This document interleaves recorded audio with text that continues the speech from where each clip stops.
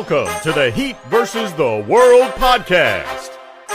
And now, stand up and make some noise for your host, Joel Jacob.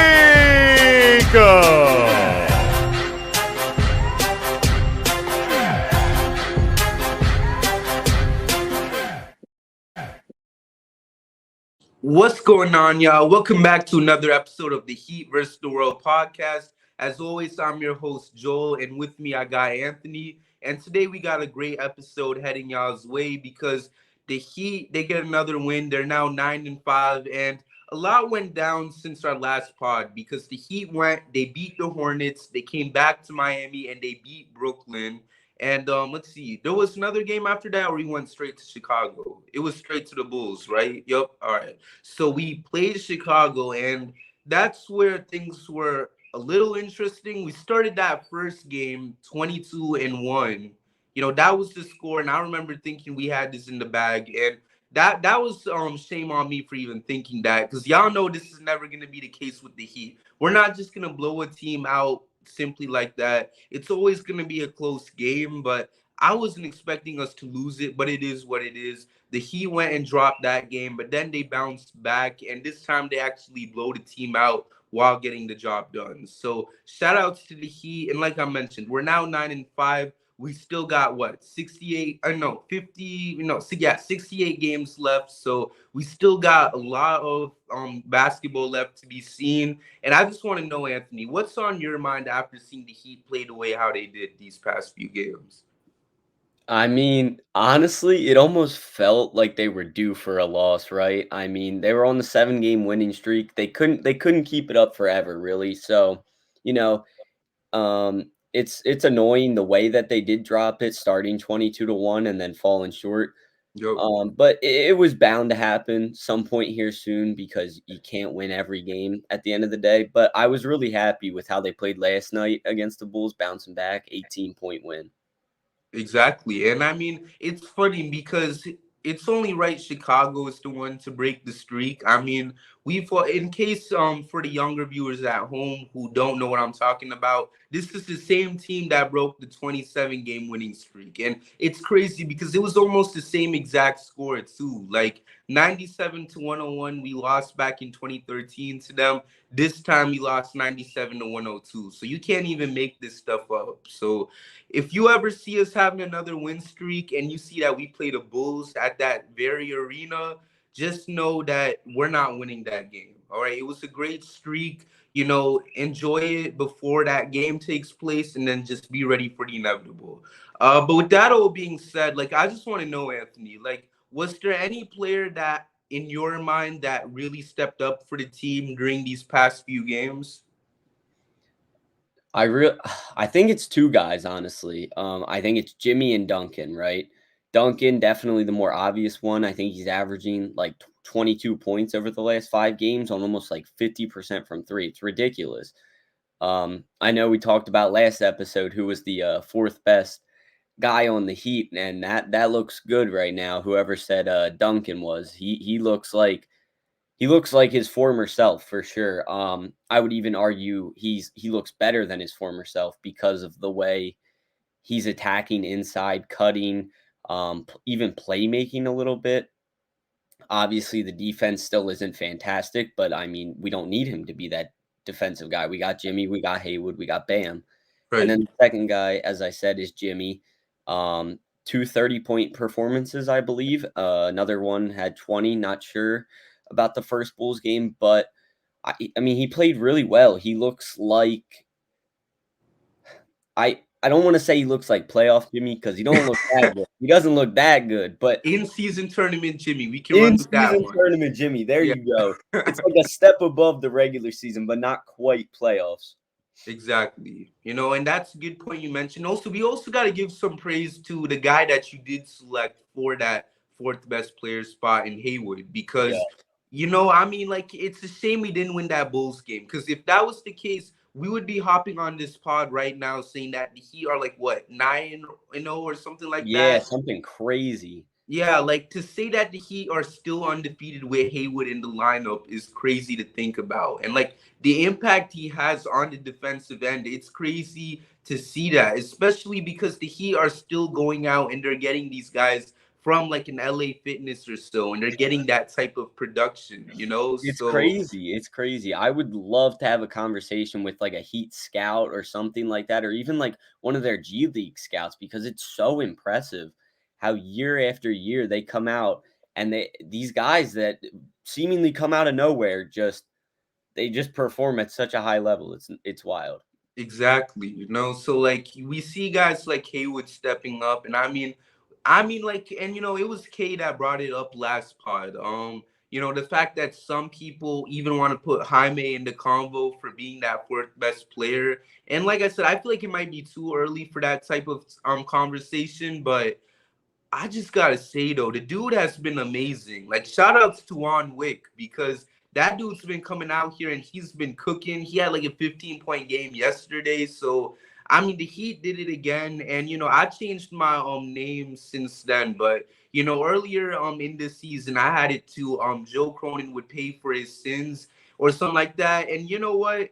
He could go eat his heart out because this dude Jaime has been balling out and he could have been a trailblazer this season. So instead, go deal with your injured point guard. Go deal with Shaden Sharp, who almost had a triple double with 10 turnovers. You know, go enjoy your future talent because we're chilling with our squad that we got right now with Jaime. Like he ain't even what was it? He wasn't even a lottery pick, and yet he's 18, top 10 in the 18, MVP and he's ladder. cooking, yup. Yup. So I don't even, you know, enjoy your talent, enjoy the future. Because while we still trying to compete for a championship, even if y'all team can even some way somehow get it together, y'all still gonna be trying to make it out the first round at most. So we don't even want to hear it with y'all.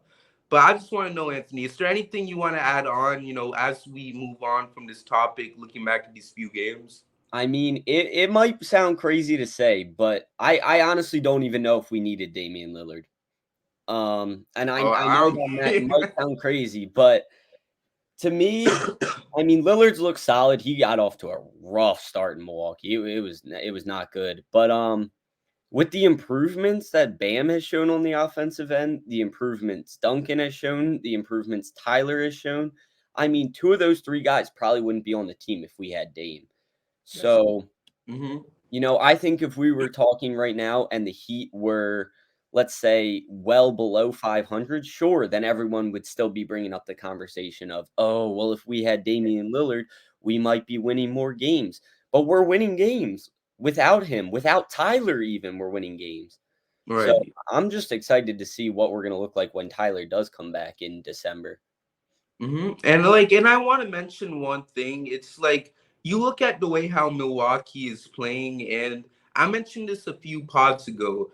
The Heat, I think more people were happy to see him go to Milwaukee than they were with Miami, simply because of the fact that they have Dame, but they don't have Drew Holiday anymore. That was a huge loss for them, and that's why they've still dropped a few games here and there, and like they only have one less loss than the Heat right now, which is insane to think about. You know, when you consider how much hype that Bucks team had going into the season. So, you know, there's only so much criticism you can give this Heat squad because we can't sit here and say, oh, this squad doesn't have what it takes to have a deep playoff run. When last year, you know, they ran it back. They didn't make a move at the deadline aside from getting rid of Deadman and then bringing in Zeller and Love, and yet they still made it to the finals. You know, like they still, I mean, yeah, they didn't do good. I mean, they only won one game against the Nuggets, but still they made it to the finals and everything. So with that all being said, who are we to be like, okay, you know what, this team isn't going to do it again? Because they might just do it. You know, like I don't know how much I can say for a team like the Celtics. I mean they've been playing good, but shoot, we all thought they were going to the finals last year. You know, they always said this team had a well-rounded roster and everything, but we got to see what's going to happen come playoff time, you know, because aside from Tatum, Brown, then you have Holiday, a guy who Jimmy completely owned last year, and then a guy like Porzingis, who I don't trust the health that much. So we'll have to see what happens there. Aside from all of that, That team is going to be a question mark come the playoff time because you know what? I'm not saying they won't give the Heat a fight. They always will because they're the Celtics. But yeah, at the same time, they're not exactly a team that's just 100% guaranteed to go into the finals. That's why I got so annoyed with this whole Bucks and Celtics thing. It's kind of like how back in I think it was 2021, right? Everyone was saying the Nets and Lakers were going to go to the finals after they had gotten Yep. Russ and the Nets had that big three going on. So people were like, oh, should we just skip to the finals? Because it looks like the rest of the season is going to be pointless. What happened next? Fell apart. Fell Yup. apart. And that's why, like, I'm not saying that, obviously the Bucks and the Celtics are gonna fall apart, like those two teams specifically. But to say like we're already gonna get them in the conference finals, like it's a complete joke. And you just cannot sleep on this Heat squad because who's to say they can't do what they did last year? And if they're able to at least, go out and make a few improvements this time, go into the deadline and maybe get like a solid couple rotation players that can come in and step up for some of the other players we got on this team. I mean, shoot, it might be even better than last year. So that's just what I gotta say. And I just want to know, like, Anthony, what do you think? I mean, to me, I know you mentioned like you don't trust Kristaps' health. I don't know if we can trust the Heat's health. That's I true mean, too. injury plagued the last 2 years, man. Like it's been rough. So, but I totally agree. If the Heat do stay healthy come postseason, we have every right to be in the conversation with the Celtics and the Bucks. And just going back to one more point about that Damian Lillard conversation, I mean, his defense has been below average, well below average. Meanwhile, Tyler in the games he was playing, he looked like an okay defender, like better than former years. Yep. I think what the Bucks gave up like 130 points to the Wizards yesterday or something crazy. And I know Poole had like 30, so I mean, credit where credit is due to Tyler, and if he can stay healthy come postseason, we're in that conversation to go back to the finals. Right. And it also doesn't help for a team like the Bucks that you have a young coach who, like, he's never been in this situation where now he has to, because remember when they first hired this guy, the idea was that it was going to be Giannis, Drew, and all of them. And you knew that Giannis was going to be the focal point. But now you're in this situation where it's Giannis and now Damian Lillard. Like that's not an easy thing to work with right now. So you're trying to find a way where this team can flourish and both of those guys can go out there and do their things. So, this has been really tough for him. So when you put all of that together, I mean, right now you're just watching so much try to work for that team and it's just not being able to come together right now. And I wouldn't put it past them to maybe figure something out later into the season because I don't want to judge a squad when we're only 14 games into the year so far. But shoot, like it's just been kind of funny to see it go down the way that it has, especially when you consider the fact that some people make it seem like Dame doesn't even want to be there and he's shown it in his performance. And I'm not going to completely judge that or give a verdict on it just yet because, like I said, a long season ahead of us. But if that's the case, just know, Dame, if you for some reason you choose to listen to this podcast, just know, like, keep doing what you're doing, bro. And just request a trade in the off season, bro. Just do what you gotta do, and we'll send and we'll get the package ready if necessary. So, do what you got to do, bro. Help that team lose again, and we'll be ready for you. Just try to take the, what's it called, the trade value down a bit. So, Drew Smith and maybe a Make it first easier for rounder. us. Make it easier for us. Yeah. Yeah, Drew Smith and a first rounder for Damian Lillard. Who says no? Nobody. All right. So, and by the way, I want to say shout out to Drew Smith because I don't know if you saw the picture, but they had a couple fans in the first Bulls game that was pulling up with his jersey I on and saw everything. that. I did see that, man. Drew Smith jerseys, man. Might have to get myself one. Yeah. Might have to. Like that man got a fan base going on. It's crazy to think about, but shout outs to him. So hopefully he'll actually get some minutes. I know nobody wants to hear that, but y'all gonna be going crazy when that man ends up having averaging like 20 something points per game against the Celtics in the conference finals. So don't be surprised. Drew Smith, man, y'all heard it here first. Don't sleep on him. Yep. And like so with that all being said, I now want to go into this topic with Tyler. So to those who didn't hear the news, Tyler is getting closer to coming back for the Heat. He recently announced that he was no longer wearing the boot, so that's great to hear about. But one topic that I've been hearing about all over social media, and we had a guy in K come in here and kind of throw this idea around of maybe Tyler. While and listen, the whole convo about Tyler not even needing to be on this team in order for the squad to be good, it's complete BS. We could definitely use a guy like him. The dude is a pure scorer and everything. The only thing I feel like you can question is where would he be better at? Better in the starting lineup or better coming off the bench? So, Anthony, I just want to know from like your perspective, how do you feel for Tyler right now? Do you feel like he's better off being where he is right now and continuing to be in that starting lineup? Or do you think, like, as Kay has mentioned, do you feel like he would just be better coming off the bench like he once did for this team a couple seasons ago? Like, what do you think would be best for the squad? Obviously, this conversation stems from how well Duncan is playing in the first place. So to me, I think there's a world where you can start Tyler and Duncan. I've always been very adamant that Tyler is a better playmaker than people think. And it's not like Kyle Lowry's out there averaging 10 assists a game. I think Hero True. was averaging only like half an assist less than Kyle before his injury. So Mm-hmm. to me, I don't see why you can't start both of them.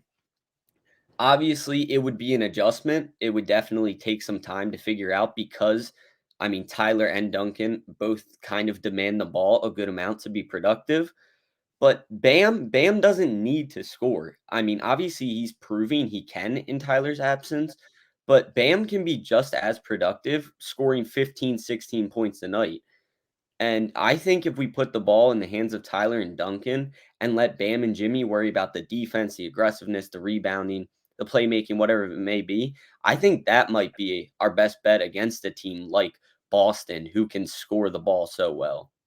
Right. And, I just want to know because, you mentioned that idea. And I know one idea is that people throw out there is the fact that, a Duncan, Tyler backcourt is giving up like 100 points per game. So I just want to know, like, do you have any argument that you want to just throw out there for the people who feel like that?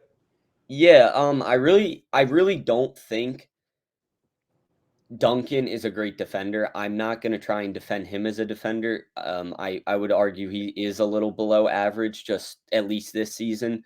But when you look at Tyler, I think his improvement on that end of the floor, whether it comes from intercepting passes, reading the defense's eyes, anticipating, I think that's where he's really improved the most, along with some discipline that he was certainly lacking in the past, where he would be going against these star guys, whoever it may be. I feel like oftentimes he would get a little almost like jumpy on the defensive end. He would get a little too aggressive, too hyper, and then they would end up just blowing right by him or getting a pretty open look because he's too tight on him.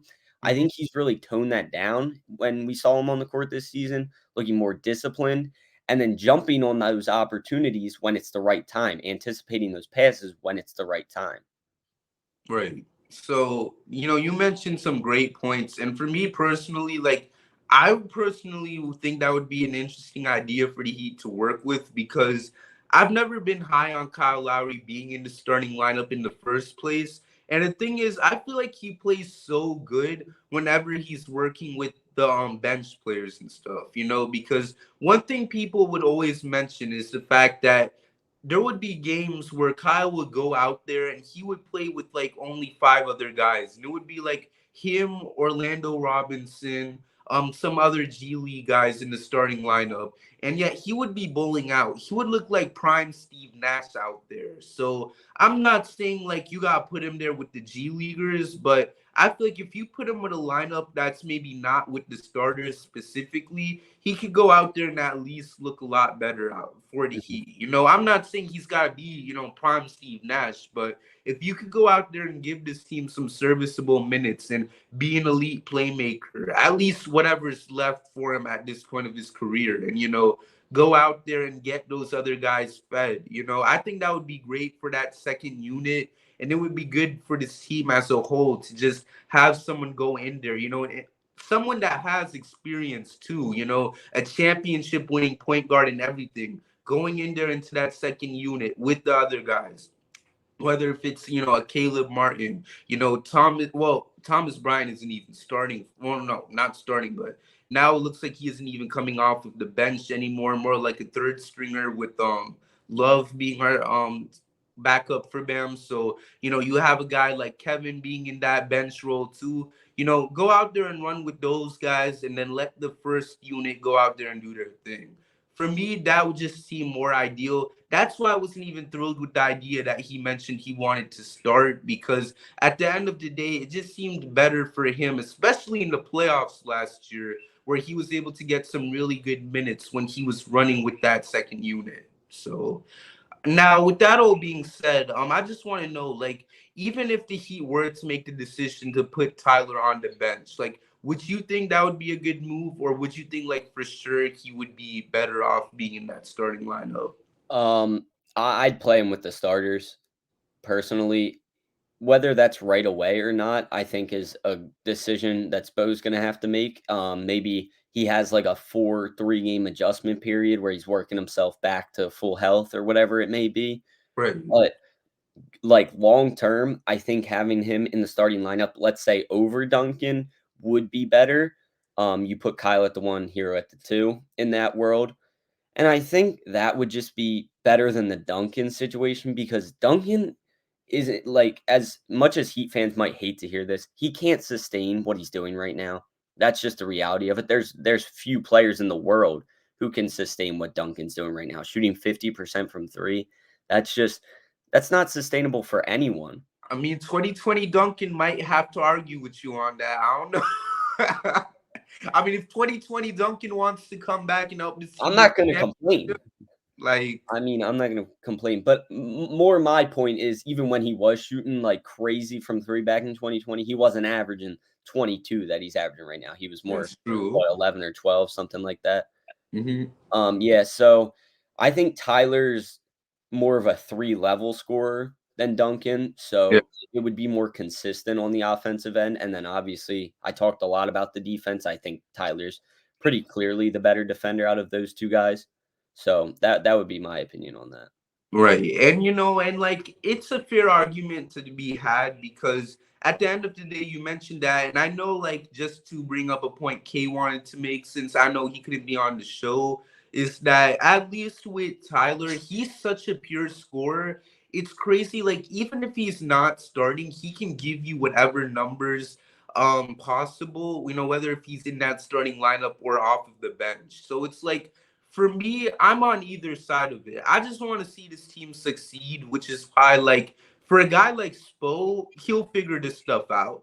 That's why, like, I'm intrigued to see how he will look at it by the time Tyler comes back, because if he feels like Tyler is better off in that starting lineup, then I'm going to trust him with it. If he was to make a decision where it is, put Duncan and Tyler in that backcourt together, or just put Tyler on the bench and let him ride with that second unit, I'm gonna trust him with it, because at the end of the day, like, he knows what's best for the squad. And at least with a guy like Tyler, like I mentioned before, the dude is a pure scorer for the squad. So like, with him specifically, we know he can give you 25 points, whether if it's as a starter or coming off the bench. That's what he did a couple seasons ago, and that's why he ended up being the sixth man of the year that season. So it'll be interesting to see what Spo does, because, at the end of the day, it's all about what makes the team better. And, if he feels that whatever happens with Tyler is what's best for the squad, it is what it is. Because at the end of the day, at least we're in a good situation with Tyler where, like I mentioned, we know he can bowl out regardless of the position he's in. So it's not like, if he's off the starting lineup, we can't get 28 points from him because we know he can. We know what the type of guy that he is. It's always just been a matter of can he do it in the playoffs, and we'll find that out, once the postseason arrives. So right now, it's gonna be interesting to see what happens, which is why I'm looking forward to see how the adjustments work once Tyler comes back. Because like you mentioned, Anthony, I wouldn't be surprised if the Heat were to go out there and maybe be like, just come off of the bench for now, and then we'll get you into the starting lineup a few games later. And then maybe if Spo sees something, with how the squad plays in those minutes, in Yep. those games where, Tyler is coming off of the bench, and then compare it to those games where he's finally back in the starting lineup. It's going to be moments like that where he'll be able to make that final verdict. So, with that all being said, it'll be definitely a very interesting thing to see what happens once Tyler takes that floor again. And, we addressed a lot about, this and the Heat's performance right now. That I now want to go into the final topic for today. We're trying to keep it slow and simple for today's episode because it is Thanksgiving and we ain't trying to throw too much at y'all for this week. But I want to know the Heat are playing the Cavaliers, and the road trip. It's obviously had its ups and downs, and I just want to know how you feel about this game specifically. And should we expect Max to drop 30 or 40 points against the Heat? Let us know, Anthony. I think it'll be more like, is it going to be 30 or is it going to be 6? That's more of the player Max Strus was on the Heat. So he's been a little more consistent this year on the Cavs, but in terms of just the game overall, Donovan Mitchell, I don't think is going to play, right? I believe he's out, hamstring injury, maybe. I believe I'm so. not Yeah. certain there. Yeah. So without Donovan Mitchell, um, that almost essentially cancels out with our Tyler injury to me, just from a scoring perspective. Obviously, Mitchell's the better player overall, Right. but I mean, I'm really excited to watch Evan Mobley and Bam go at it. Because as weird as it might sound, Evan Mobley almost reminds me of just a younger Bam, in terms of, Bam wasn't a great scorer when he came into the league. That's something he's developed in recent years. And then obviously Mobley, the reason he got drafted so high is because he was such a good defender. And Bam, likewise, great defender. So that matchup to me will determine a lot in the outcome of this. Right. And I know, and not only do people compare him to Bam, I've also heard Chris Bosh comps as well. So, with a guy like Mobley, I mean, I hate it because don't get me wrong, he has the potential, but like I've been a guy that's been really high on the Bam Defensive Player of the Year propaganda. So I hate it because you already have people putting him so high up on there where they're already considering him to be a better defender than Bam. And I mean, the disrespect is what it is because he's been dealing with that since he first came into the league. But dang, like Evan Mobley being a better defender than Bam, it's sick to think about. But also another thing to mention for this game against Cleveland is the fact that, I guess, not only do you have a guy like D Mitch being out, but that's one less guy that, our best defenders have to worry about. So Jimmy, Bam, a guy like Haywood, they can go out and focus on some other players in there too. I just hope that because you know how the Heat can be with trap games and stuff like that. So we're gonna have another clutch game. It's inevitable, especially against a team like Cleveland that's actually good. So I'm prepared for that. I just hope we win the game. Donovan Mitchell is out. Go in there, handle business, and just go on.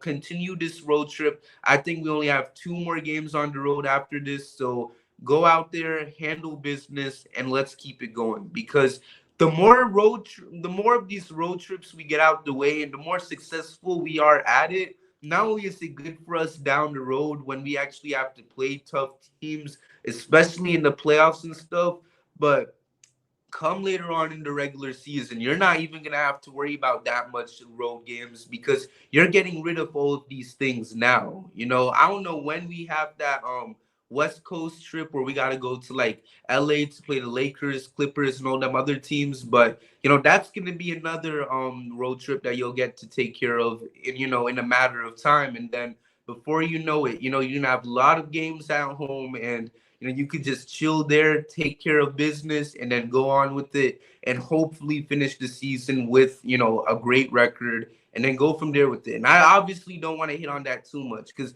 like I keep mentioning, we still got a 68 games left to go. So kind of crazy to even talk about that deep into the season, but here we are. So I just want to know, Anthony, has there been anything on your mind about like the Heat? Aside from like everything we've talked about before we wrap it up, like anything on the news lately that you want to talk about, or I mean, just finishing up my thoughts on this Cavs game, I think it's a good test for Miami. Since the beginning of the season, we haven't played a lot of great competition. Not to say we've played bad teams, that's true. but Cleveland's a solid team. They were what, the 4 seed last year, lost to the Knicks in the Eastern Conference semis, but they're a good team. And even without Donovan Mitchell, I still think they're a good team. So it would concern me a little bit if Miami did lose this game.